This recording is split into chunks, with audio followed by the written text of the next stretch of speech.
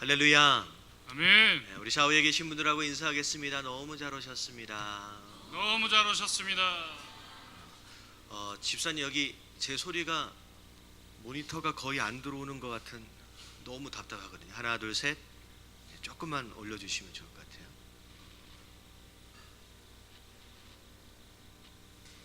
하나 둘 셋.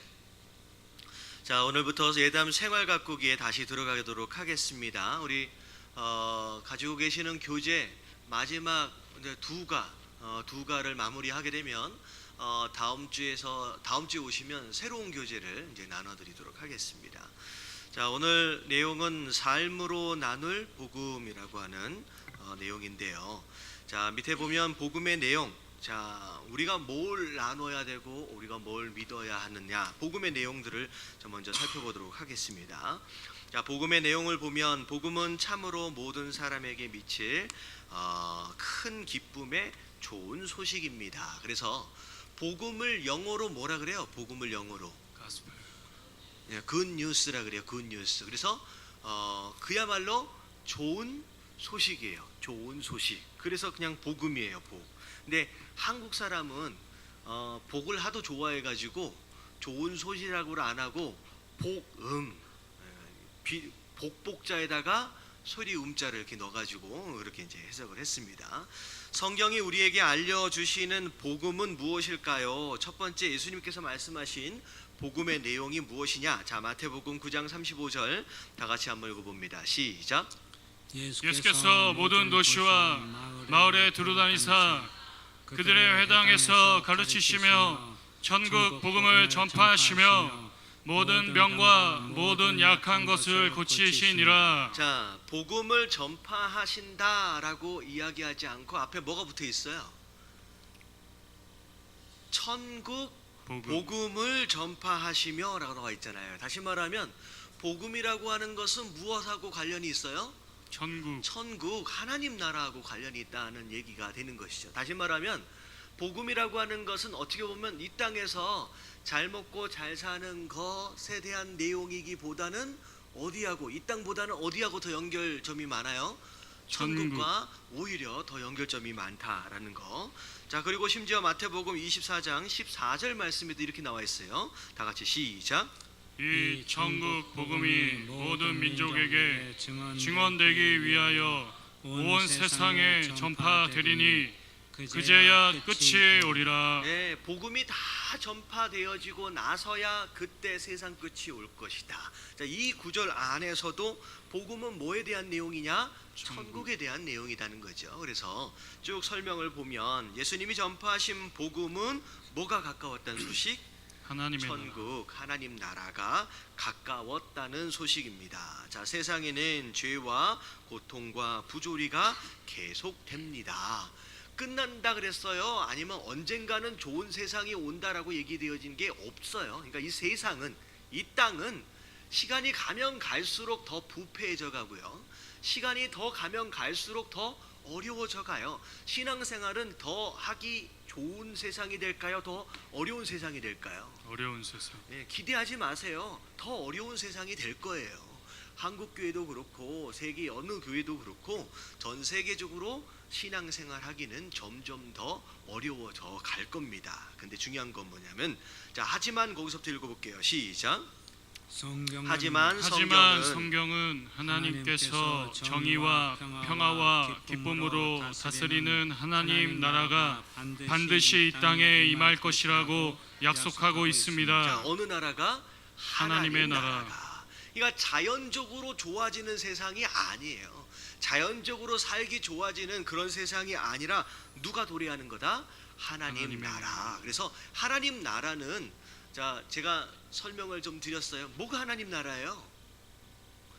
하나님이 다스리는 나라. 네, 하나님이 다스리는 곳, 하나님이 다스리는 곳이 하나님 나라예요. 다시 말하면 그냥 살기 좋아지는 게 아니라 그분이 이 세상 그분이 다스리는 그 영역이 하나님 나라다. 그래서 내가 천국을 경험하려면 나를 누가 다스리면 돼요? 하나님. 네, 하나님이 다스리면 돼요. 우리 가정이 천국 되길 원하신다라고 한다면 우리 가정을 누가 다스리면 된다? 하나님. 하나님이 다스리면 된다라는 거죠. 이게 가장 기본적인 내용이에요. 그래서 자, 그 하나님 나라가 이 땅에 임할 것이다라고 이제 약속을 하셨습니다. 자, 이것은 세상 모든 만물이 기다리는 좋은 소식 복음이다라는 거죠. 예수님께서 그런 말씀을 통하여 복음에 대해서 이제 말씀을 하셨어요. 그러면 그 뒤에 장에 넘어가서 보면 자, 바울은 복음에 대해서 뭐라고 이야기하고 있느냐? 바울은 조금 더 구체적으로 예수님과 더불어서 함께 정리해 가고 있습니다. 자, 밑에 보니까 바울이 내가 너희에게 전할 복음은 너희가 알게 하노니 라는 말로 요약하고 있는 복음의 내용 두 가지는 아래와 같다. 자, 고린도전서 13장 3절 말씀, 15장 3절 말씀 다 같이 시작.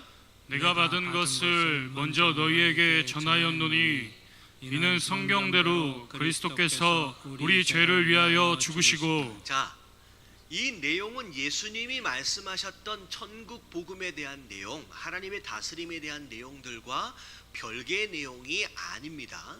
하나님이 다 우리를 정말로 다스리신다. 그러니까 하나님의 나라, 하나님 천국이 이 땅에 임하기, 우리 삶 가운데 임하기 위하여 반드시 있어져야 할 전제 조건이에요. 뭐에 대한 문제가 해결돼야 돼요? 죄에 대한 문제가 해결돼야 돼요. 그러니까 하나님 나를 다스려 주십시오. 하나님 우리 가정을 다스려 주십시오. 하나님 우리 교회를 다스려 주십시오 라고 이야기한다고 구한다고 그냥 천국이 임하는 게 아니라 가장 먼저 뭐에 대한 문제를 해결해야 된다?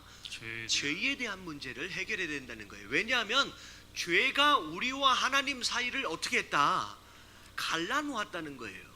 우리와 하나님 사이를 갈라놓게 된 가장 중요한 문제의 핵심을 해결해야지 그때 하나님의 다스림이 임할 수 있다는 거죠. 그래서 이 바울 사도는 그러면 그 하나님의 다스림이 우리 삶 가운데 어떻게 임할 수 있을 것이냐라고 하는 것에 대한 내용을 다루면서 복음의 처음 시작, 뭐에 대한 문제를 해결하라? 죄에 대한 문제를 해결한다는 거죠. 근데 그 죄에 대한 문제는 처음부터 날 때부터 죄를 끌어안고 태어나는 죄인된 인간 스스로 해결할 방법이 있어요, 없어요?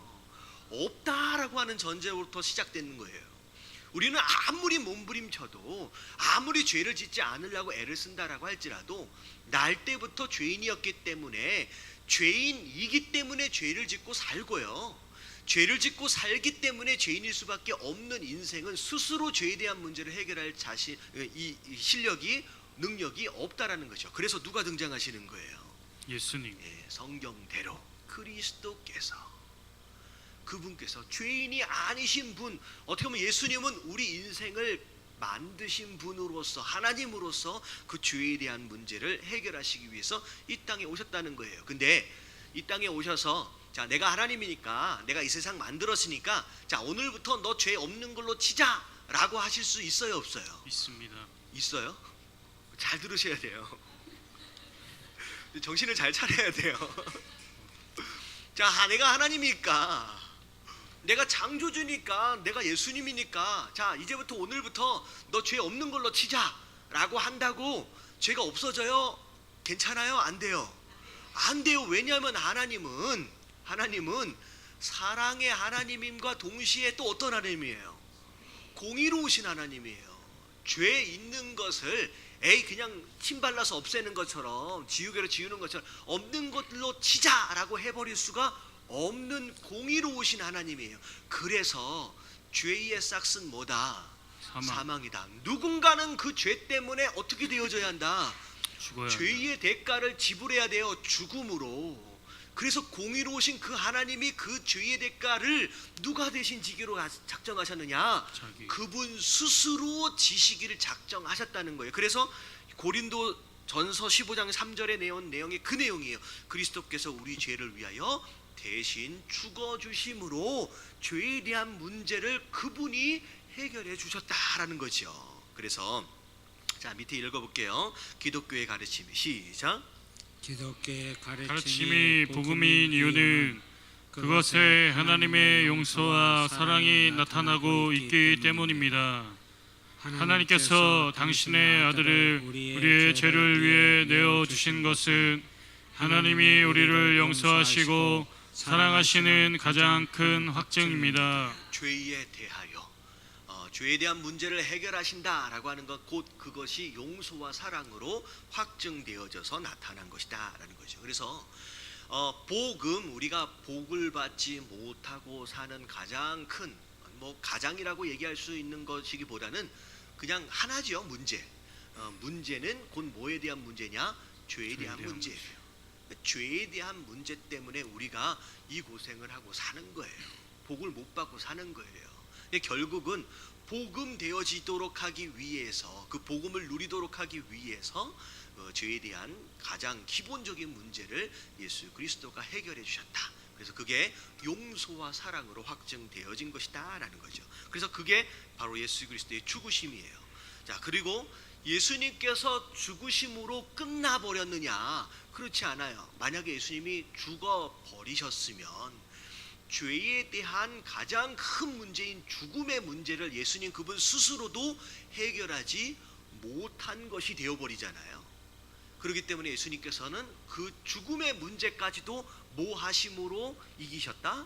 부활하심으로 말미암아 그 죽음에 대한 문제까지도 예수님 스스로 극복해 내셨다는 거죠. 승리하셨다는 거죠. 그래서 고린도전서 15장 4절 말씀, 자, 같이 한번 읽어봅니다. 시작. 장사 지낸 바 되었다가 성경대로 사흘 만에 다시 살아나사. 자, 그래서 사흘 만에 다시 살아나신 그 부활은 하나님의 용서와 사랑이 과거에 불확실한 사실이 아니라 현재에도 확실히 역사하고 있음을 나타내는 증거입니다. 복음은 시작. 복음은 지금도 살아계신 예수님이 성령을 통하여 하나님의 용서와 사랑을 느낄 수 있도록 우리 안에서 역사하신다는 소식입니다. 네, 그 용서하심과 사랑은 과거 2000년 전에 죽어버리심으로 인한 과거의 사건으로 머무르는 게 아니라 부활하심으로 말미암아 그 용서하심과 사랑하심이 현재에도 계속 진행되어지고 있는 바로 그 사건이다라고 하는 것을 부활을 통하여 말씀하고 계신다라고 하는 것이죠. 그래서 예수님께서 그렇게 하신 거에 대신 죽어버리시고, 심지어 예수님은 죄인 되어진 자가 죽음으로 인하여 가야 할 곳이 어디예요? 지옥이잖아요. 지옥까지 내려가셔서 영적으로, 육적으로, 혼적으로 죄인된 자들이 지불해야 할 모든 대가를 다 지불하시고, 그리고 부활하심으로 말미암아 이 모든 문제를 해결해 주셨다라고 하는 거죠. 그래서 이 죄에 대한 문제만 해결이 되면 이런 거예요. 어떤 공간과 어떤 공간이 어떤 벽으로 말미암아 서로 연결되어질 수 없다라고 하는 현상, 상황. 하지만 그 벽이 딱 제거되어져 버리면 두 공간이 어떻게 돼요? 붙어버리잖아요. 자연스러워지는 거예요. 죄에 대한 문제, 하나님과 우리 사이를 갈라놨던 그 죄에 대한 문제를 딱 해결해 버리니까 그 하나님과 우리 사이는 온전한 관계로 자연스럽게 회복되어지는 것이고, 그 회복되어진 그 상황 자체를 우리가 뭐라고 부르냐? 하나님의 다스림 또는 천국이다라고 우리가 이야기할 수 있게 되는 것이죠. 그래서 우리가 믿고 있는 복음은 바로 이런 내용들이에요. 자, 2번을 보니까 그 복음을 어떻게 해야 된다? 나누는 삶. 그 복음을 우리가 먼저 소유한 자로서 그 복음을 나누는 삶을 살아야 되는데, 자, 1번, 2번, 3번 첫 번째 어떻게 해야 되느냐? 자, 1번은 답이 뭐예요? 사랑하는 삶. 네, 사랑하는 삶을 살아야 한다라고 말씀하고 계십니다. 자, 누가복음 6장 35절. 자, 같이 한번 읽어볼게요. 시작. 오직 너희는 원수를 사랑하고 선대하며 아무것도 바라지 말고 꾸어주라. 그리하면 너희 상이 클 것이요 또 지극히 높으신 이의 아들이 되리니 그는 은혜를 모르는 자와 악한 자에게도 인자하시니라. 자, 누굴 사랑하래요? 원수를 사랑하래요. 그리고 선대해 주래요. 착하게 잘 대주래요. 자, 그리고 뭐 하지 말래요? 아무것도 바라지 말고. 아무것도 바라지 말고. 이 얘기는 뭐냐면, 자, 원수를 사랑해 주고 선대해 주면 원수가 고마워해요, 안 해요? 고마워합니다. 고마워해요? 원수를 사랑해 본 사람은 알 거예요. 고마워하는지를 몰라요. 고마워하지 않아요. 그래서 뭐라고 얘기하느냐? 아무것도 바라지 말래요. 그러니까 내가 원수를 이마만큼 섬겨주고 이마만큼 사랑해주면 야, 이 사람이 감동을 받아서 나한테 어떻게 해주겠지라고 기대하지 말라. 기대하지 말래요. 정말로 그렇게 감동을 받고 변화될 가능성은요 100명 중에 1명, 1000명 중에 1명이에요. 괜히 기대하면 뭐만 심해져요?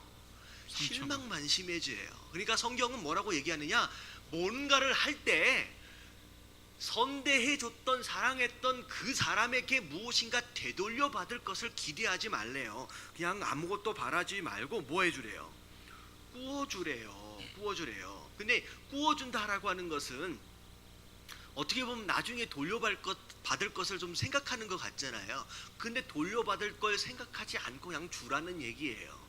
근데 중요한 건 뭐냐면 비록 그 당사자, 그 원수로부터는 고마워하는 표현을 받지 못할 수는 있지만 누가 주신대요? 상을. 하나님. 그리하면 너희 상이 클 것이다. 누가 갚아주시느냐? 하나님이 갚아주신다는 거예요. 하나님이. 자, 또 지극히 높으신 이의 뭐가 될 것이다? 아들이 될 것이다. 다시 말하면 원수를 사랑하고 선대해주면 그 원수로부터 합당한 대접을 받을 수 없을 수는 있지만 하나님은 기억해 주신다는 거예요. 너에게 상을 베풀어 주실 뿐만 아니라 네가 뭐가 된다는 거예요? 하나님의 아들. 하나님의 아들이 누구예요? 예수 그리스도. 예수님이잖아요. 예수님이 된다는 거예요. 근데 왜 예수님이 되느냐? 그는 은혜를 모르는 자와 악한 자에게도 뭐 하셨다? 인자하셨다. 예수님이 그렇게 하셨다는 거예요. 그러니까 예수님이 이 땅을 살아가시며 지금도 마찬가지고 그 원수 같은 자들을 향하여 사랑하시고 선대하셨던 그런 분이라는 거예요. 그분처럼 너희가 사랑하고 선대를 하면 너희가 그 하나님의 아들, 바로 예수 그리스도가 그 아들이 될 것이고, 그리고 반드시 내가 상으로 갚아 줄 것이다 라고 약속하고 계십니다. 자, 그리고 요한일서 4장 11절 말씀 같이 한번 읽어볼게요. 시작. 사랑하는 자들아, 하나님이 이같이 우리를 사랑하셨은즉 우리도 서로 사랑하는 것이 마땅하도다. 서로 사랑하라. 근데요, 성경 안에 너희가 서로 사랑하라, 원수를 서로 사랑하라 라고 하는 그런 구절들마다 항상 나와 있는 구절이 뭐냐면 누가 그렇게 하셨던 것처럼 하나님이 예수님이 그렇게 하셨던 거죠. 그래서 사랑이 뭐냐, 어떻게 사랑을 하는 것이냐 라고 하는 것에 대한 사랑의 본을 누가 먼저 보여주셨어요?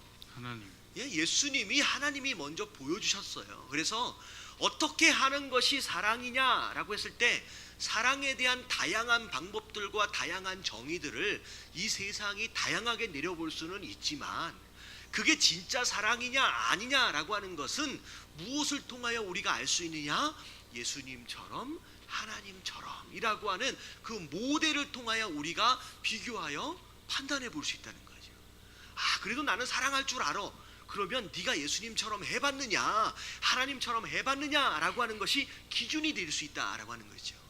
그래서 성경은 사랑에 대해서 분명히 이야기하고 있어요. 어떻게 하는 것이 사랑이냐라고 했을 때도 마치 그래서 남편이 아내를 사랑하고 아내가 남편을 사랑하고 하는 그 개념조차도 어떻게 설명하고 있어요? 남편들아 아내를 그냥 사랑하고 아내들아 남편을 또 사랑하고 그냥 어정쩡하게 추상적인 개념으로 말씀하시는 게 아니라 남편들아 아내를 사랑하라. 누구처럼? 뭐 한 것처럼? 누가 뭐 하신 것처럼? 그리스도께서 교회를 사랑하신 예수 그리스도께서 그 교회를 위해서 어떻게 하시기까지?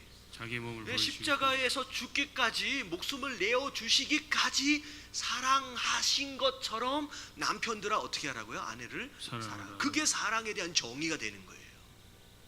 아, 그래도 저는 아내를 사랑합니다. 아직 아내를 위해서 목숨을 내려놔 본 적이 없는 자는 사랑한 거예요? 아직 못 사랑한 거예요? 아직 실천해 본 적이 없는 거예요. 그러니까 기준을 분명히 이야기하고 계신다는 거죠. 아내도 마찬가지예요.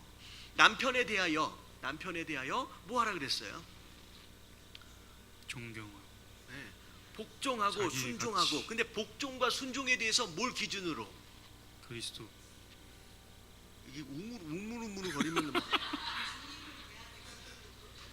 우리 교회가 성도 되어진 자가 예수님께 주님께 순종하는 것처럼이라고 얘기하고 있는 거예요. 그러니까 성경은 뭐 하라라고 했을 때 반드시 그것에 대한 정의, 비교되어질 만한 기준을 분명히 두고 계신다라는 거죠. 애매모호하게 사랑하는 것 같은데 이런 게 아니라 그것에 대한 기준을 우리가 알 수 있어요. 그래서 여기서 사랑하는 삶이다라고 하는 것은 곧 무엇을 사랑한 것처럼 예수님이 우리를 원수 되었던 우리를 사랑하셨던 것처럼 우리에게 선대해 주셨던 것처럼 그렇게 사랑하는 것이고, 또 누구처럼이에요? 서로 사랑하되 하나님께서 우리를 무조건적으로 품으시고 사랑하셨던 것처럼, 네가 좀 더러우니까 좀 씻고 와야 되겠다, 네가 좀 죄를 많이 지었으니까 착한 일 좀 하고 와야 되겠다라고 하셨던 것이 아니라 그냥 있는 모습 그대로를 뭐 하셨어요? 그냥 품으셨다라고 하는 그 사랑처럼 우리가 서로를 품어야 된다, 사랑해야 된다라고 하는 거. 그래서 자, 밑에를 한번 읽어보겠습니다. 모든 사람들을 시작. 모든 사람들을 향한 하나님의 무조건적인 사랑과 용서가 복음입니다. 그러므로 복음을 나눈다는 것은 이 같은 하나님의 사랑을 실천하는 것입니다. 초대교회 기독교는 단순히 이 사랑과 용서를 실천함으로 누룩처럼 번져가게 되었습니다. 그래서 초대교회 당시는 어찌 보면 제가 주일날 말씀드렸던 것처럼 말도 많고 탈도 많았어요. 그랬음에도 불구하고 무엇으로만큼은 충만했었느냐? 사랑만큼은 충만했어요.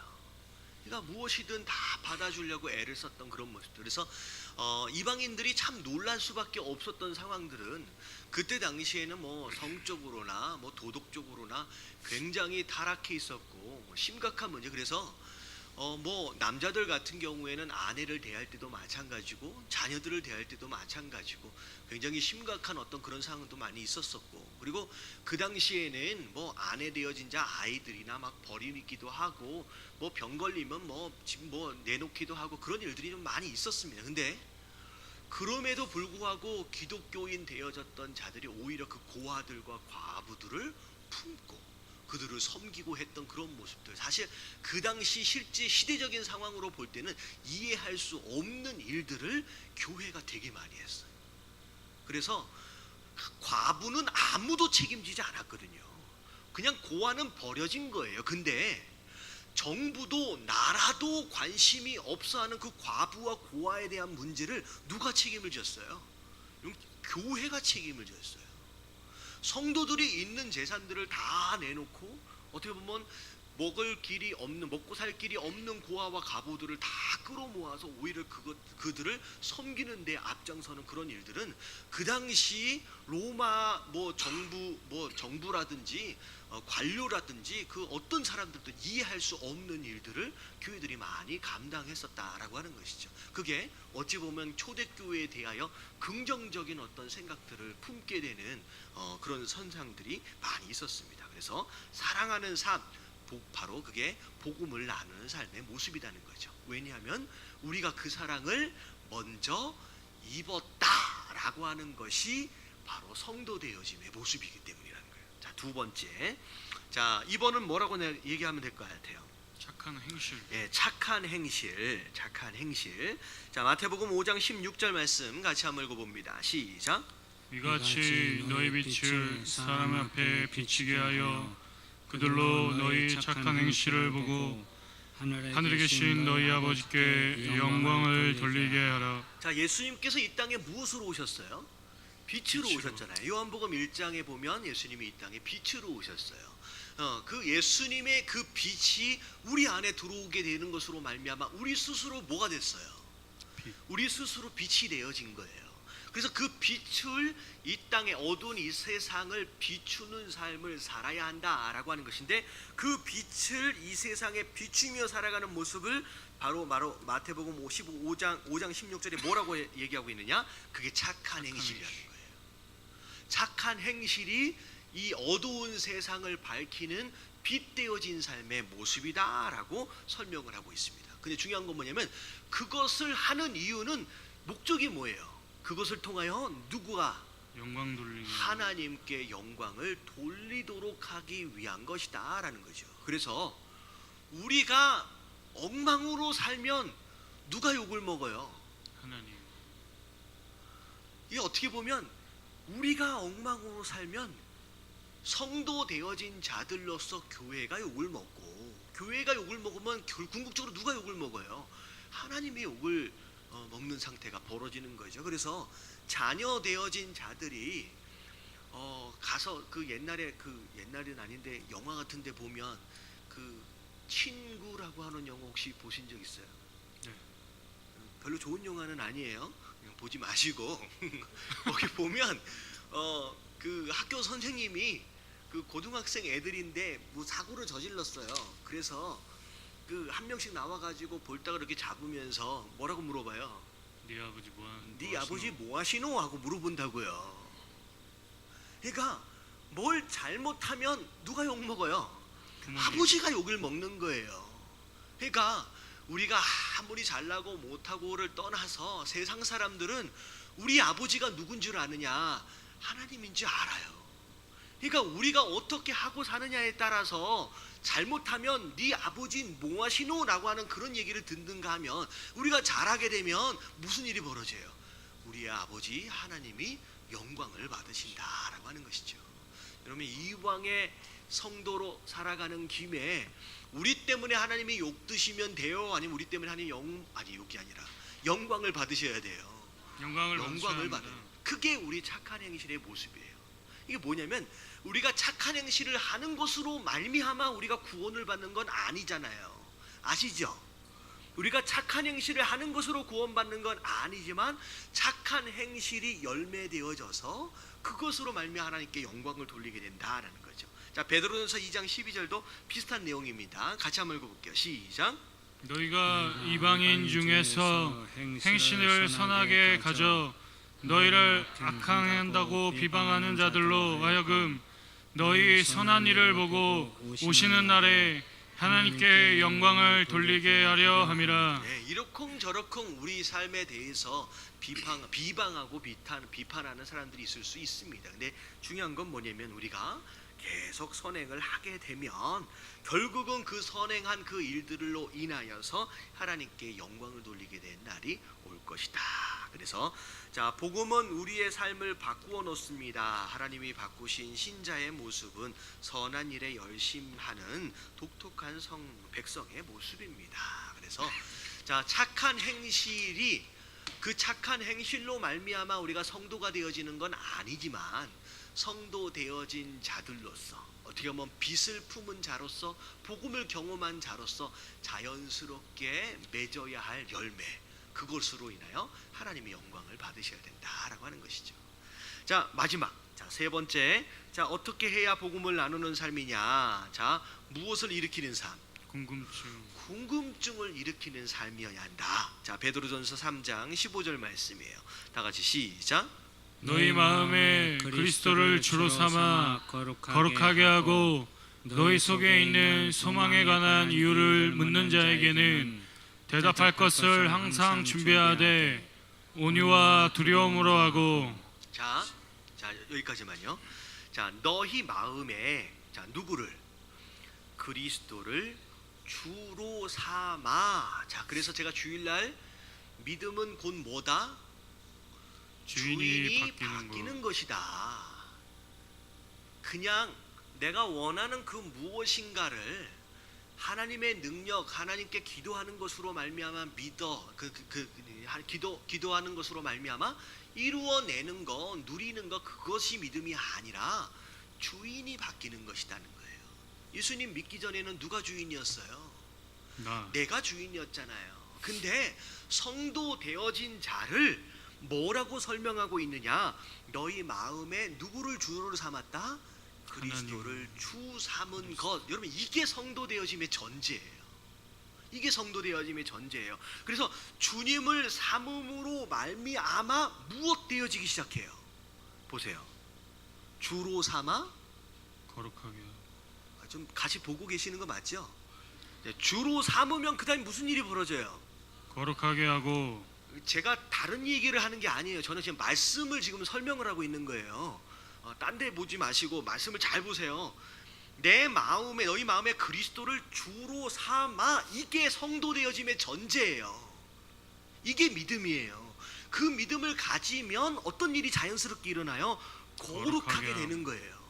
내가 거룩하게 되어지려고 몸부림치는 게 아니에요. 애를 쓰는 게 아니에요. 뭐가 바뀌면 돼요? 주인이 바뀌면 주인 되어지신 그분으로 인하여 우리의 삶이 거룩해 되어져 가는 과정, 그걸 뭐라 그러냐? 성화라고 부르는 거예요. 자, 그렇게 되어지면 무슨 일이 벌어져요? 너희 안에 있는 소망에 관한 이유를 묻는 자가 생길 거라는 거예요. 자, 주인이 바뀌고 거룩해져 가요. 그러면 사람들이 우리 안에 있는 뭘 보게 돼요? 우리 안에 소망을 보게 되는 거예요. 자, 이 소망을 보게 된다는 것은 어떤 내용이냐? 하는 일마다 다 잘 돼요. 잘 끝까지 들으셔야 돼요. 하는 일마다 잘 돼요. 만사형통해요. 실패라는 게 없어요. 자, 그렇게 되니까 그러면 사람들이 와, 예수 믿으니까 복을 받는구나 라고 생각할까요? 여러분, 이 소망이라는 내용은 어떤 개념이냐면요, 분명히 보면 별로 나보다 잘 사는 것 같지 않아 보여요. 나름대로 문제도 좀 있어 보여요. 힘들고 어려운 일도 좀 있어 보여요. 때로는 괴로운 일들도 있는 것 같아요. 근데 이상하게 그 사람은 당연히 그런 상황에서 반응해야 할 짜증 섞인 목소리, 분노, 불평과 원망, 그런 게 그 사람 안에서 보여요, 안 보여요? 안 보이는 거예요. 분명히 나 같으면 화도 낼 만하고, 나 같으면 불평 불만도 할 만하고, 나 같으면 다 때려치고 싶은 그런 마음도 충분히 들 수 있을 텐데 나랑은 다른 반응을 보이고 있는 거예요. 그것으로 말미암아 믿지 않는 사람들이 그 성도 안에 있는 뭘 보게 된다? 분명히 뭔가를, 다른 것을 바라보는 것이 있구나라고 하는 것을 보게 된다라고 하는 거예요. 여러분, 이게 성도 되어진 자들의 가장 큰 능력인 줄로 믿습니다.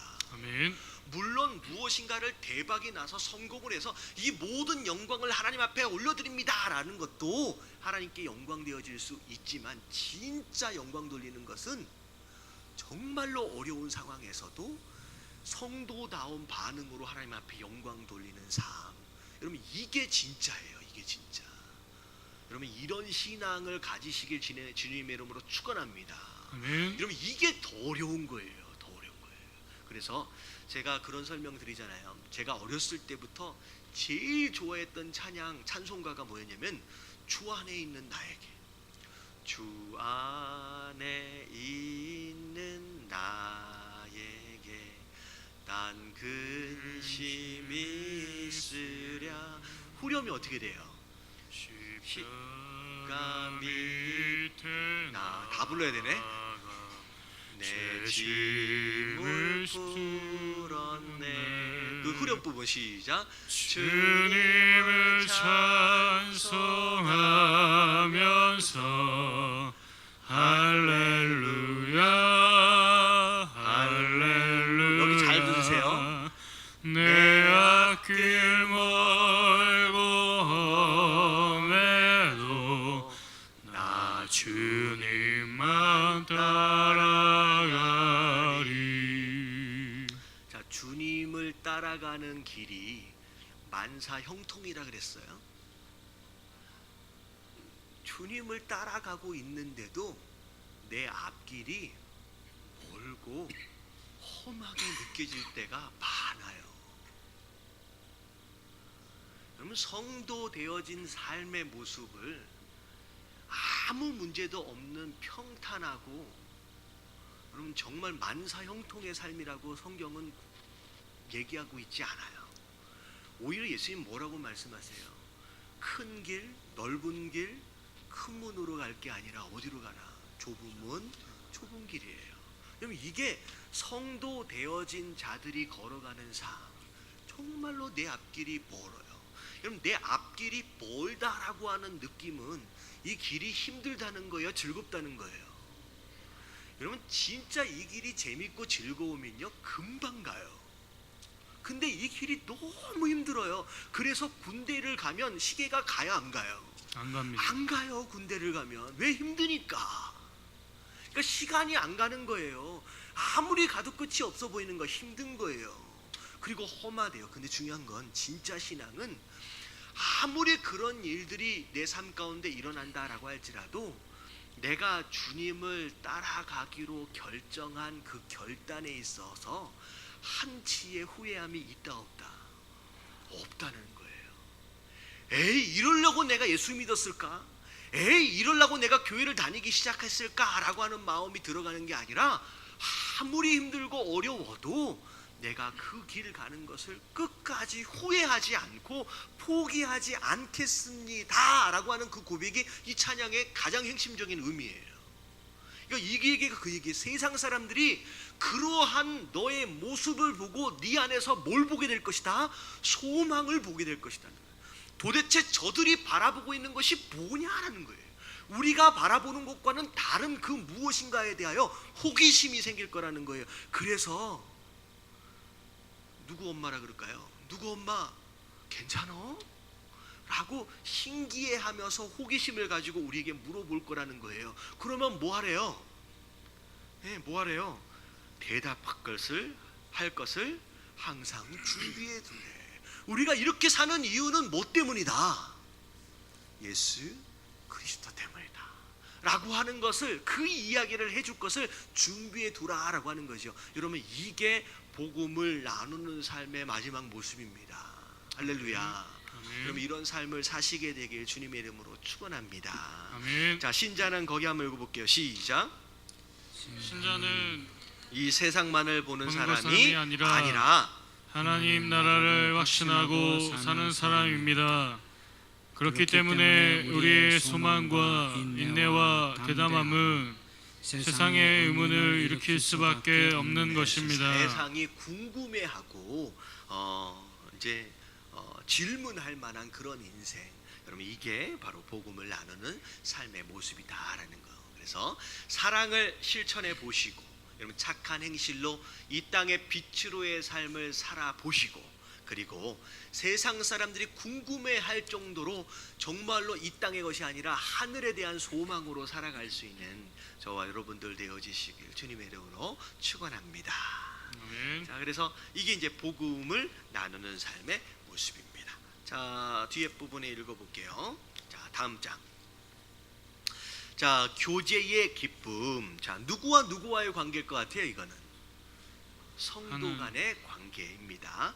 자, 신자의 표시. 자, 신자의 표시는 기쁨이 되어야만 합니다. 자, 신자냐 신자가 아니냐라고 하는 것을 뭘로 확인할 수 있어요? 기쁨으로 확인할 수 있다는 거예요. 기쁨으로. 왜냐하면 신자는 복음, 곧 큰 기쁨의 좋은 소식을 가진 사람이기 때문이다라는 거죠. 그래서 빌립보서 4장 4절부터 5절까지 다 같이 시작. 주 안에서 항상 기뻐하라. 내가 다시 말하노니 기뻐하라. 너희 관용을 모든 사람에게 알게 하라. 주께서 가까우시니라. 주 안에서 언제 기뻐하래요? 항상. 이 얘기는 좋은 일이 있을 때만 기뻐하는 게 아니라 그냥 항상. always, 그냥 항상, 언제든지, 지금 좀 기쁜 일이 있고 지금 좀 어려운 일이 있든 상관이 없이 그냥 기뻐할 수 있어야 된다라는 거죠. 뭐 때문에 기뻐할 수 있다는 거예요? 우리 안에 그 무엇으로도 비교할 수 없는 진짜 기쁜 소식이 우리 안에 있기 때문이다라는 거예요. 그래서 제가 전에 한번 말씀드린 적 있잖아요. 어떤 목사님이 미국에서 이제 목회를 하시는데, 미국에는 이제 시민권이라는 것이 굉장히 중요해요. 그래서 미국 시민권을 가진 자와 가지지 못한 불법 체류자와는 거의 생활 수준이나 환경 자체가 전혀 다릅니다. 그래서 어찌 되었든 미국에서 정착하여 살기 원한다라고 한다면 어떻게 해야 돼요? 미국 시민권을 따야 돼요. 근데 그분이 한 80년도인가 그때 어떤 대통령인지 기억이 안 나는데, 미국 그 불법 체류자 중에서 한 4, 5만 명 정도 되어지는 선별된 사람들을 그냥 지미 카터 더 잘하시네. 아시네. 그래서 굉장히 많은 한 몇만 명 되는 사람들을 모아다가 시민권을 그냥 준 적이 있대요. 근데 그때 그 시민권을 받는데 4, 5만 명이 한꺼번에 확 모여서 뭐라 그래요? 컨벤션 센터 같은 데 딱 모여가지고 그 시민권을 받는데, 와, 울지 않고는 볼 수 없는 장면이라는 거예요. 그 시민권 하나를 받게 되는 것으로 말미암아 더 이상 이렇게 이런 모습으로, 인간답지 못한 모습으로 이제는 더 이상 안 살아도 된다라고 하는 그거 하나만으로 진짜 그 선서가 딱 끝나는 순간 그 수만 명이 거기서 전부 다 통곡을 하고 다 울더라는 거예요. 그동안 내가 어떻게 살았는데, 뭐 하나 받는 것으로, 시민권 하나 받는 것으로 이제는 끝났다는 거예요. 이런 생각이. 근데 미국 시민권 하나 받는 것으로만도 그렇게 눈물을 흘리면 진짜 감사하고, 정말로 그래서 미국에게 정말로 충성하겠습니다라고 선서까지 하면서. 근데 우리는 어떤 시민권을 받은 사람이에요? 천국 시민권. 여러분, 이 시민권을 안 받았으면 인간답지 못하게 그렇게 살다 가는 것 정도가 아니라 어디 갈 뻔했어요? 지옥 갈 뻔했어요. 저는 그렇게 생각해요.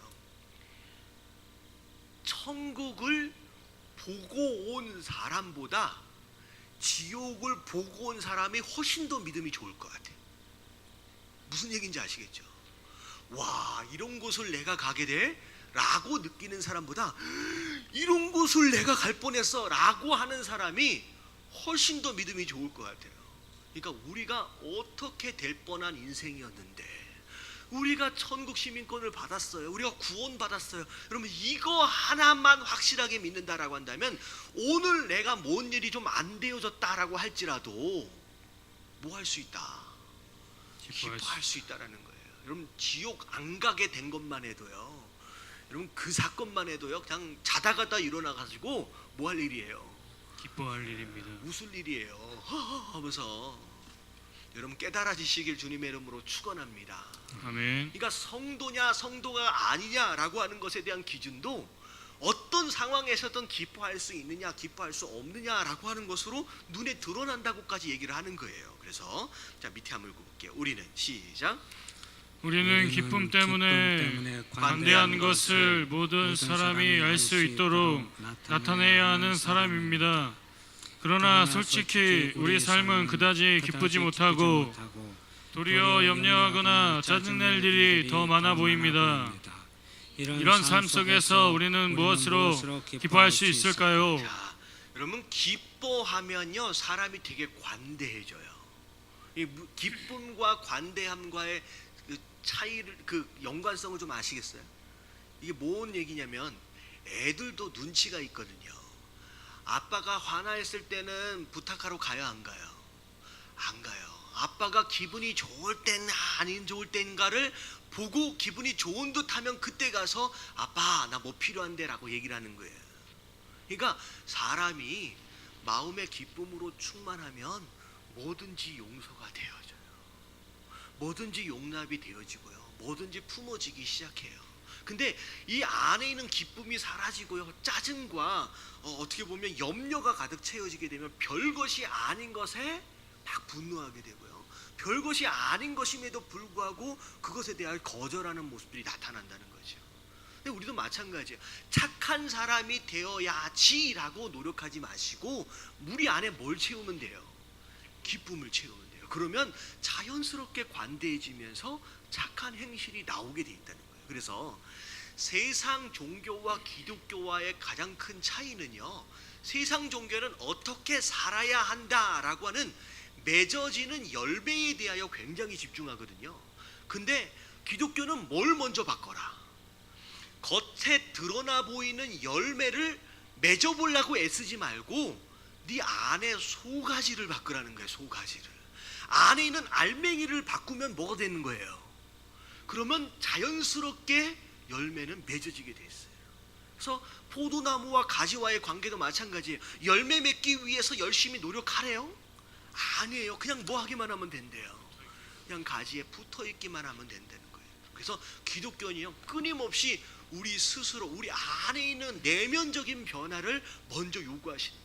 네 안에 기쁨으로 채워라. 그러면 관대하려고 애쓸 필요가 없이 그 기쁨으로 말미암아 관대해져 가는 사람이 된다는 거예요. 자, 그래서 우리 안에 기쁨이 있다라고 하는 것이 어찌 보면 성도 되어짐의 표시일 수 있다는 거죠. 자, 그래서 2번을 보면 신자의 첫 번째 기쁨이 뭐냐? 자, 왜 우리가 기뻐할 수 있느냐? 1번 누구를 알기 때문에. 하나님을 암. 우리가 하나님을 안다라고 하는 것 자체가 첫 번째 기쁨입니다. 자, 시편 4편 자 7절 말씀 시작. 주께서 내 마음에 두신 기쁨은 그들의 곡식과 새 포도주가 풍성할 때보다 더하니이다. 창고에 이것저것 많이 쌓아졌을 때 느끼는 기쁨보다 주님께서 내 안에 주신 기쁨이 훨씬 더 뭐하다는 거예요. 더하다, 더 큰 것이다라고 얘기하는 거죠. 자, 물질적인 것으로 대신할 수 없는 하나님의 기쁨이에요. 자, 시편 16편 11절 말씀 다 같이 시작. 주께서 생명의 길을 내게 보이시리니 주의 앞에는 충만한 기쁨이 있고 주의 오른쪽에는 영원한 즐거움이 있나이다. 자, 주님께서 우리에게 뭘 보여주셨대요?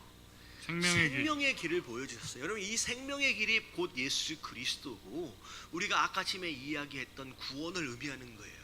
우리가 살 길을 보여주셨다는 거예요. 그래서 그 살 길을 우리가 경험한 것으로 말미암아 우리 안에 기쁨은 어떻게 될 수밖에 없어요. 충만할 수밖에 없고, 그렇게 주어진 것은 영원한 즐거움이 된다는 거예요. 왜냐하면 물질적인 것은요, 있다가도 없을 수 있어요. 또 없다가도 있을 수 있어요. 하루하루 달라지는 거예요. 그래서 내가 무엇으로 인하여 기뻐하느냐, 그러니까 원인이 기쁘게 만드는 그 원인이 영원한 것이면 그 기쁨은 변해야 안 변해요? 안 변해요. 근데 내가 느끼는 그 기쁨을 느끼도록 만드는 그 원인이 시도 때도 없이 계속 변하는 것이다 라고 한다면 나는 항상 어떻게 할 수밖에 없어요. 요 상황을 따라 계속 바뀔 수밖에 없다는 거죠. 그래서 여러분들 마찬가지예요. 내가 지속적이고 영원한 기쁨으로 충만하길 원하신다라고 한다면 그 기쁘도록 만드는 그 원인을 변하는 것으로 하면 돼요? 아니면 변하지 않는 것으로 잡아야 돼요? 변하지 않는 것으로 잡아야 된다. 그 내가 뭘로 기뻐하느냐라고 하는 것이 중요한 거라는 거죠. 그래서 물질적으로 어떤 응답이 있어졌다, 어떤 무엇인가가 채워졌다라고 하는 것으로 기뻐하려 애쓰지 마시고 변하지 않는 것의 원인을 두는 것, 여러분, 이게 영원한 즐거움과 기쁨을 누릴 수 있는 방법이다. 근데 하나님께서 우리에게 주신 그 생명의 길은 변한 거예요, 변하지 않는 거예요? 변하지 않는 것이다 라는 것이죠. 그래서 자, 뒤로 넘어갈게요. 자, 하나님을 아는 데서 얻는 기쁨은 훌륭한 스승이나 좋은 친구, 멋진 스타를 아는 데서 얻는 기쁨과는 비교할 수 없습니다. 게다가 이 기쁨은 어떤 것도 빼앗아갈 수 없습니다. 누가 주신 것이기 때문에? 하나님이 주신 것이기 때문에. 자, 하박국 3장 17절부터 18절까지 다 같이 한번 읽어볼게요. 시작. 비록 무화과 나무가 무성하지 못하며 포도나무에 열매가 없으며 감람나무에 수출이 없으며 밭에 먹을 것이 없으며 우리의 양이 없으며 외양간에 소가 없을지라도. 자, 여기까지 다 없대요. 뭐가 된 거예요? 거지가 된 거예요. 다 잃어버렸어요. 다 잃어버렸어요. 근데 나는 여기가 반전인 거예요. 근데 나는 누구로 말미암아? 여호와로 말미암아 즐거워하며 나의 구원의 하나님으로 말미암아 기뻐하리로다. 자, 이 사람은 무엇으로 기쁨의 원인 삼은 거예요? 하나님, 여호와 하나님. 그것이 내 기쁨의 원인이다라고 한다면 뭐가 있든 뭐가 없든 상관이 없는 삶이 되어진다라고 하는 거예요. 그래서 바울 같은 경우에는 나는 무슨 상황에서도 나는 뭐 하는 것을 배웠다? 뭐 하는 걸 배웠다? 자족하는 것을 배웠다. 무엇 때문에 만족하는 게 아니라 스스로 만족을 만드는 거예요. 없으면 없는 대로 살고 있으면 있는 대로 살고, 그것이 나로 하여금 만족을 주는 원인이 아니라 나를 만족해 하시는 분은 누구 하나다, 하나님, 여호와 하나님 한 분이시기 때문에 나는 어떤 상황에서도 나는 자족하는 것을 배웠다라고 이야기할 수 있는 겁니다. 그래서 자꾸 이것저것 수도 없이 변하는 사람이나 상황이나 현상들로 인하여 기쁨을 찾으려고 애쓰지 마시고, 오로지 누구만큼은 오직 하나님 한 분만으로 기뻐하시며 만족하실 수 있는 저와 여러분들 되시길 주님의 이름으로 축원합니다. 아멘. 그런데 여러분, 이거는요 쉽게 배워지지 않아요. 쉽게 배워지지 않아요. 여러분, 이 만족, 자족하는 걸 배우기 위해서 하나님은 뭐 하시느냐? 고난의 과정을 허락하세요. 그래서 나는 한 번도 궁핍해 본 적이 없다라고 하는 사람은요, 그러면 없었을 때 만족할 수 있다라고 하는 것을 기대하기 쉽지 않아요. 그러니까 없어 본 적이 있는 사람, 그러니까 어떻게 보면 아무것도 의지할 것이 없는 그 상황 자체를 하나님께서 의도적으로 만드시는 경우가 있습니다.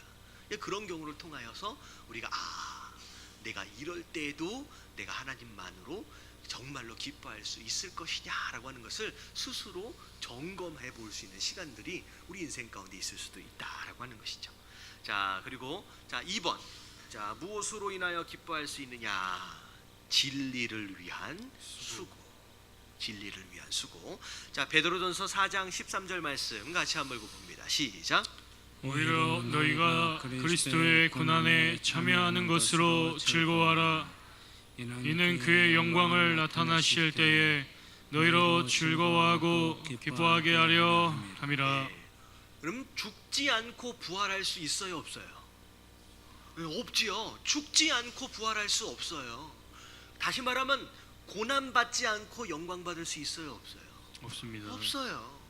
여러분, 이건 짝으로 가는 거예요. 근데 많은 성도들이 뭐만 누리고 싶어요? 영광. 부활만 누리고 싶고 영광만 누리고 싶은 거예요. 뭐 하긴 싫어요? 죽기는 싫고 고난 받긴 싫다는 거죠. 근데 절대 그것을 스킵하고 누릴 수 있는 것이 아니다라는 거죠. 그래서 오히려 그리스도로 인하여 고난 받는 것에 대하여 뭐하라? 즐거워하라는 거예요. 왜? 그분이 그런 고난을 받으심으로 말미암아 장차 나중에 뭘 받으세요? 영광을 받으시잖아요. 내가 그분이 당하셨던 그 고난을 지금 내가 경험하고 있다라고 하는 것은 그 고난 이후에 예수님이 받으셨던 것처럼 우리에게도 무슨 기회가 있는 거예요? 영광 받을 기회가 있다라고 하는 것으로. 고난 자체에 기뻐하는 것이 아니라 고난 이후에 우리에게 약속되어진 영광을 바라볼 수 있기 때문에 그래서 기뻐할 수 있다라고 하는 것이죠. 자, 사도행전 16장 24절부터 25절까지 다 같이 시작. 그가 이러한 명령을 받아 그들을 깊은 옥에 가두고 그 발을 차고에 든든히 채웠더니 한밤중에 바울과 실라가 기도하고 하나님을 찬송하며 제수들이 듣더라. 자, 이게 지금 바울과 실라가 빌립보 감옥에 갇히는 상황이잖아요. 복음을 전했다라고 하는 것으로 말미암아 그냥 묻지도 않고 얻어맞았어요. 그리고 나서 갑자기 감옥에다 집어던져 있는 그 상태 가운데서 바울과 실라가 그 감옥에서 뭐 했다는 거예요? 기도하고 찬송했다. 그래서 저는 지금 이 구절이 여기에 들어간 이유는 그런 고통 가운데서도, 그런 고난 가운데서도 바울과 실라는 뭐 했다는 거예요? 기뻐했다는 거예요. 기뻐해서 기도하고 찬양했다라는 내용으로 이 말씀을 여기다 넣은 것 같아요. 근데 저는 나중에 천국 가면 바울과 실라를 만나서 좀 물어보고 싶어요. 이때 진짜 그 고난의 그 상황 자체가 기뻐서 즐거워서 진짜 찬양을 한 것인지 아니면 제가 설교를 그때 뭐라고 드렸냐면 기도하지 않고 찬양하지 않고는 그 상황을 뭐 할 수 없어. 견딜 수가 없어서. 그러니까 그 이 상황, 억울한 상황과 이 고난의 상황들을 기도와 찬송으로 이겨내기 위해서 한 것이 아니겠느냐라는 제가 설교를 한 적이 있어요. 근데 뭐가 맞는지는 누가 알아요? 바울과 실라만 알아요. 성경에 안 나와 있으니까 그냥 가서 물어보고 싶어요. 근데 우리가 둘 다 생각해 볼 수 있어요. 둘 다. 자, 둘 다 저기에 나와 있는 것처럼 그런 상황일지라도 장차 하나님께서 나에게 허락하실 상 때문에, 소망 때문에 그 상황을 기쁨으로 감당해 내는 모습, 결과로 그들이 찬양과 기도를 올려드렸다라고 생각할 수도 있고, 정말 힘들고 어려운 상황, 어찌 보면 그냥 그만둬버리고 싶고 포기해버리고 싶은 마음이 막 올라오고, 그런 상황 가운데서 믿음으로 이 상황을 이겨나가기 위해서 기도하지 않고는 견딜 수 없고 찬양하지 않고는 견딜 수가 없었기 때문에 했었을 수도 있다라는 거.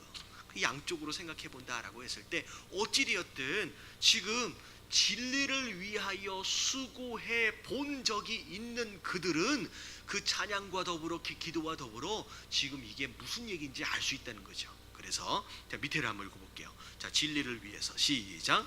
진리를 위해서 손해보고 땀 흘리고 어려움을 당할 때에는 기쁨이 있습니다. 우리에게 기쁨이 없는 것은 진리를 위해 아무런 수고도 하지 않고 있기 때문이 아닙니까? 기쁨이 없다, 이것에 대한 기쁨을 내가 누리지 못한다라고 한다면 내 어떤 유익을 위해서가 아니라 진짜 진리를 위하여 수고해 본 적이 없기 때문에, 진리를 위해서 내가 손해 본 적이 없기 때문에, 진리를 위해서 내가 고난 당해 본 적이 없기 때문에 이런 기쁨을 모르고 있는 것일 수도 있다라는 것이죠. 그래서 수고해 본 사람이 어찌 보면 그 땀 흘림에 대한 기쁨을 안다라고 하는 거. 그래서 교회 안에서도, 신앙생활 안에서도 그냥 예배만 살짝 드리고 쏙 가버리고 이러면요, 그 초신자 한 1년 정도는 제가 봐드릴 수 있지만 1년이 좀 넘으면 어떻게 해야 돼요? 이제 그럼 대답 좀 해주세요. 1년 정도가 넘으면 이제 뭐 해야 돼요? 봉사해요. 이제는 수고할 줄 알아야 되는 줄로 믿습니다. 아멘. 몇 년 봐준다고요? 1년. 1년 봐드릴게요. 왜냐하면요, 일해보지 않으면요 어른이 안 돼요. 땀 흘려 수고해보지 않으면요 성장하지 않아요. 애를 낳아보지 않으면 어른이 안 되잖아요. 그러니까 수고하고 땀 흘리고 하는 것은 목사가 교인들 부려먹으려고 하는 얘기가 아니라, 수고하고 땀 흘려본 이런 모습들이 있는 사람들이 성장하게 됐어요. 예배만 열심히 드리고요, 성경 공부만 열심히 한번 해보세요. 그러면 어른이 되나? 뭐 될 것 같아요? 예배에 빠지지 않고 열심히 한번 드려보시고요, 그리고 성경 공부 빠지지 않고 열심히 드려보시고요, 손가락 하나 까딱하지 말고 그러고 한번 개보셔보세요. 그러면 뭐가 될 거예요? 머리만 이만큼 커져가지고요 이것저것 비판하고 판단하는 사람밖에 안 돼요. 되게 어려움 주는 사람들 된다는 거죠. 그래서 자, 뭐 해야 된다는 거예요?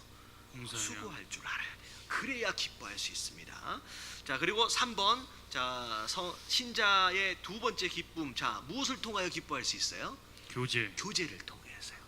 나 혼자만 교회 다니면, 예배만 드리면 그렇지 않아요. 하나님이 교회를 허락하신 이유가 있어요. 자, 바울은 거기 한번 읽어봅니다. 시작. 바울은 빌립보 교인들에게 보내는 4장의 편지에서 기쁨이란 단어를 무려 14번이나 사용하고 있습니다. 자신은 차갑고 축축한 감옥 안에 갇힌 죄수의 신분이었음에도 말입니다. 바울이 그처럼 기뻐할 수 있었던 가장 큰 이유는 교제 때문이었습니다. 그럼 바울의 기쁨은 물론 하나님으로 인하여서 누려지는 기쁨이기도 하지만, 바울은 편지를 쓰는 가운데 끊임없이 그로 인하여 태어나고 그로 인하여 성장하고 자라고 있는 그 교회 안에 성도들을 생각하는 가운데 기쁨을 누렸습니다. 그래서 자, 빌립보서 1장 3절부터 5절까지를 보면, 내가 너희를 생각할 때마다 나의 하나님께 감사하며 간구할 때마다 너희 무리를 위하여 기쁨으로 항상 간구함은 너희가 첫날부터 이제까지 복음을 위한 일에 뭐하고 있대요? 참여하고 있기 때문이다. 그래서 바울이 지금 감옥에 갇혀 있는 상태잖아요. 빌립보 이제 로마의 감옥에 갇혀 있는 상황 가운데서도 성도들만 생각하면 마음에 기쁨이 있는 거예요. 성도들만 생각하면 소식을 듣잖아요. 빌립보 성도들이 지금 어떻게 신앙생활을 하고 있는지. 근데 신기한 건 빌립보 성도들이 신앙생활을 마냥 잘하고 있는 상태였느냐? 그렇지가 않아요. 빌립보서를 보세요. 말도 많고 탈도 많고. 근데 중요한 건 뭐냐면 그들이 지금 뭐 하고 있대요? 잘하든 못하고를 떠나서 복음을 전하는 일에 그래도 참여하려고 애를 쓰는 그런 모습들. 결과는 별로 중요하지 않아요. 그들의 노력과 열심들을 막 들으니까 잘하고 못하는 것을 떠나서 그냥 마음이 막 기쁘다는 거예요. 그래서 바울의 기쁨은 하나님께서만이 주시는 기쁨뿐만 아니라 누가 또 주는 기쁨이에요. 성도 되어진 자들이 주는 기쁨도 아주 많았어요. 그래서 빌립보에서 나오는 14번의 기쁨 중에서 10번의 기쁨은 하나님이 주시는 기쁨이 아니라 누가 주시는 기쁨이에요? 성도들과 나누는 교제를 통하여 주시는 그 기쁨이었다는 거예요. 빌립보 성도들로 인하여 그 기쁨은 아래 나와 있는 다양한 형용사에서 잘 나와 있어요. 자, 빌립보서 4장 1절 말씀 시작. 그러므로 나의 사랑하고 사모하는 형제들, 나의 기쁨이요 면류관인 사랑하는 자들아, 이와 같이 주 안에 서라. 여러분, 이게 교회를 나올 때 여러분 이런 마음으로 교회를 나올 수 있는 저와 여러분들 되시길 주님의 이름으로 축원합니다. 아멘. 교회를 나올 때, 예배를 드리러 나올 때, 오늘은 우리에게 무슨 말씀을 주실까라고 하는 기대감으로도 기뻐할 수 있지만, 내가 오늘 나가면 누굴 만날 텐데? 성도들. 하나님뿐만 아니라 내가 오늘은 박 집사님을 만날 텐데, 내가 오늘 김 집사님을 만날 텐데, 내가 오늘은 누굴 만날까요? 저를 내가 오늘 가면 절대 안 빠지겠죠. 저는 앞에 나와 있으니까 손 목사님을 만날 텐데 라고 하는 기대와 기쁨으로 우리 박사님 너무 감사합니다. 그런 기쁨으로 기대하는 마음으로 교회를 나올 수 있다라고 한다면 여러분 이거는 행복한 교회예요. 여러분 그런 예담 교회가 되길 주님의 이름으로 축원합니다. 교회만 나가려고 그러면 머리 아파 죽겠네. 생각만 해도 여러분 이거면요, 이건 신앙생활의 거의 대부분의 기쁨을 까먹는 거예요. 14번 중에 몇 번이래요? 10번이 성도들로 인하여 기뻐할 수 있는 거예요. 그런 거예요. 우리가 진짜 사는 게 쉬워요, 어려워요? 사는 게 되게 어렵잖아요. 누가 힘 되어줘야 되느냐? 여러분 생각해 보세요. 심지어는 가족도 애를 먹일 때가 있어요. 그렇잖아요. 가족도 나를 힘들게 만들 때가 있어요, 없어요? 이럴 땐 너무 크게 얘기하면 좀 이상해져. 있어요. 남편 때문에, 아내 때문에, 애들 때문에, 부모님 때문에 애를 먹고 힘들 때가 있어요. 근데 그럴 때일수록 교회에 나와서 그래도 내가 뭐라 그러면 그랬어, 힘들었어 라고 받아줄 수 있는 누군가가, 교제할 수 있는 누군가가 교회 안에 있다라고 한다면 여러분 교회 다닐만 나는 줄로 믿습니다. 꼭 그런 얘기를 하면 네가 잘못했네 라고 얘기해 주지 마시고 힘들지, 다 그런 거야 하면서 어깨 한번 두드려 줄 수 있는 게, 어떻게 이 설교를 제가 하면서도 제가 제일 못하는 건데 제가 제일 못하는 게 그거예요. 꼭 여기까지 올라오거든요. 집사님 잘못한 것 같은데요 라는 거. 근데 그렇게 정죄되어지고 판단되어지기보다는 힘들었지요 하면서 그냥 어깨 한번 두드려 줄 수 있는, 여러분 그런 사람들이 많은 여러분 예담교회 될 수 있길 위해서 기도해 주시길 주님의 이름으로 축원합니다. 자, 이건 제가 먼저 바뀌어야 돼요. 자, 그래서 그냥 보고 싶은 거예요. 그래서 신자가 땅 위에서 누릴 수 있는 가장 큰 기쁨 중에 하나는 하나님을 사랑하는 아름다운 성도들과 함께 뭐하는 것이다? 교제하는 것이에요. 그래서 다윗의 고백을 보면 시편 16편 3절 말씀 다 같이 한번 읽어봅니다. 시작. 땅에 있는 성도들은 존귀한 자들이니 나의 모든 즐거움이 그들에게 있도다. 네, 성도 되어진 자들이 그냥 나의 기쁨이래요.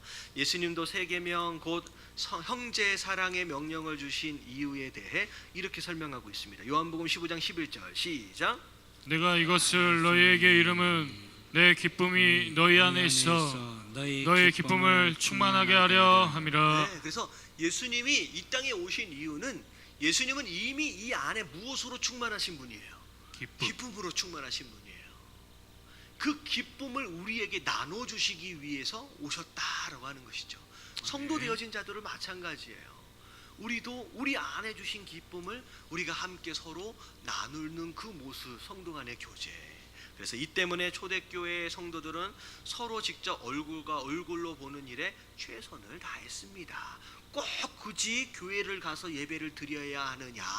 그러면 이것은 이 성도들 간의 교제를 모르는 사람, 그 기쁨을 모르는 사람들이 하는 얘기예요. 꼭 가야 하느냐가 아니라 그냥 뭐 하는 거예요? 가지 말라 그래도 가고 싶은 마음이 생겨지는 거. 그래서 자, 요한 2서 1장 12절 마지막 말씀 같이 한번 읽어봅니다. 시작. 내가 너희에게 쓸 것이 많으나 종이와 먹으러 쓰기를 원하지 아니하고 오직 너희에게 가서 대면하여 말하려 하니 이는 너희 기쁨을 충만하게 하려 함이라. 네, 그래서 지금 이렇게 저렇게 여러 가지 이유로 내가 만나러 갈 수 없는 상황. 하지만 그래서 지금 편지를 쓰고 있지만 아무리 편지를 뭐라 그럴까요? 뭐 몇십 페이지를 쓴다라고 할지라도 가서 한번 얼굴을 본만은 못하다는 거죠. 가서 얼굴 보고 싶다라고 하는 거예요. 그래서 자, 우리에게 기쁨이 없는 것은 뭐하지 않기 때문에 성도와의 깊은 사귐이 없기 때문일 수 있다라는 거죠. 그래서 셀 모임이 우리 교회에서 좀 잘 되어졌으면 좋겠습니다. 그냥 의무적으로 한 달에 한 번 어쩔 수 없이 모였다가 흩어지는 게 아니라 이러면 좋을 것 같아요. 원래는 어떻게 됐냐면 우리 교회는 셀 모임이 매주 있었어요. 근데 매주 있으니까 여러 가지 뭐 교육도 있고 프로그램도 있고 하다 보니까 매주 모이니까 너무 힘든 거예요. 그래서 한 달에 한 번으로 줄였는데 어떻게 되어야 하느냐? 너무 만나고 싶어서 한 달에 한 번 가지고는 안 됩니다. 어떻게 해야 된대요?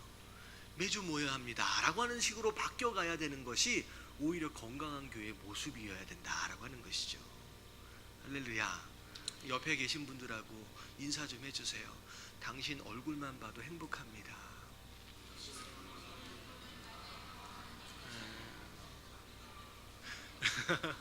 여러분, 그렇게 신앙생활을 해야 돼요. 그렇게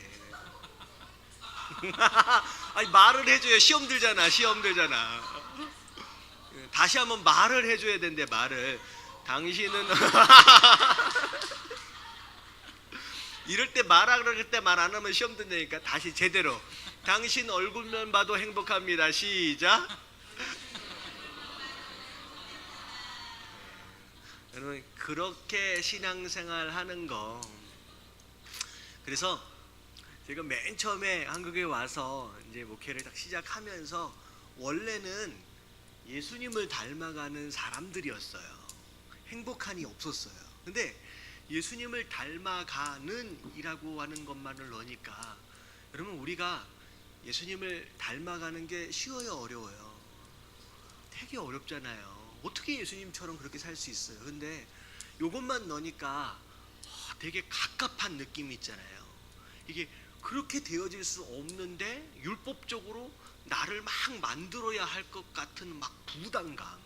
근데 그걸 예수님이 원하시는 것 같지는 않은 거예요. 예수님처럼 되어가지 못하는 것으로 말미암아 스스로를 막 정죄하고 스스로 막 괴로워하고 와, 나는 이 모양밖에 안 될까라고 자포자기하는 그런 매여 있는 그런 모습, 율법주의적인 그런 모습보다는 뭐 하길 원하세요? 우리가 행복하길 원하죠. 근데 신기한 게 예수님을 닮아가려고 막 애를 쓰면서 행복해지는 게 아니라 저는 그렇게 되더라고요. 행복해지면요 어떻게 돼요? 예수님을 닮아져 가게 돼요. 그러니까 이게 신앙생활이 되게 재밌는 것 같아요. 뭐가 돼보려고 애를 쓰면 애를 쓸수록 안 되는 게 더 많다라고 하는 게 느껴져요. 근데 오히려 행복해지면 되고요, 내 안에 좋은 걸 채워보려고 그냥 애를 쓰면요, 열매는 어떻게 돼요? 애를 써서 맺는 게 아니라 열매는 자연스럽게 맺어져 가는 것. 누가 맺어져 가도록 해서요? 하나님께서. 우리의 영역이 아닌 거예요. 그래서 율법주의적인 같은 그런 부담감에서 여러분 벗어나시고요, 여러분 일단은 예배를 행복하게 드리세요. 할렐루야. 일단 신앙생활을 행복하게 하세요. 아멘. 일단 성도들 간의 교제를요 행복하게 하세요. 그러면 그 행복 안에서 우리가 이상하게 만져져 가고 있구나라고 하는 걸 느끼시게 될 거예요. 그러면 어느 순간 나도 모르게 내가 요만큼 변해져 갔구나 라고 하는 걸 누가 알아요? 내 남편이 알아요. 내 아내가 알아요. 예전에 당신이 이렇진 않았는데 좀 변한 것 같네 라고 하는 소리를 내가 아니라 가까이 있는 누군가가 먼저 하게 된다라고 하는 거. 여러분 이렇게 신앙생활 하시길 주님의 이름으로 축원합니다. 자, 두 번째는 누구하고 사이좋게 지내자. 성도들끼리 사이좋게 지냅시다.